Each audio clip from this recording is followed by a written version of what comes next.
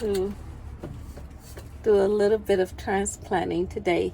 Here are the Tabitha dyed collards. So here, take a look.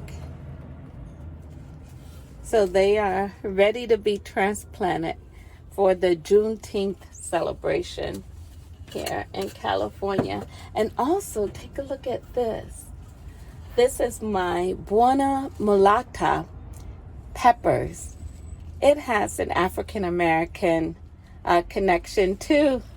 Yes, I have them in these little recycled free containers that I got from our landfill. So they are ready to be transplanted. And I also have some fish peppers that are ready to be transplanted. So I have a lot of work to do. I always have a lot of work to do. How about you? So what are you doing in your garden? And I want to know, how are your collards coming along? All right, don't forget, collards are a superfood.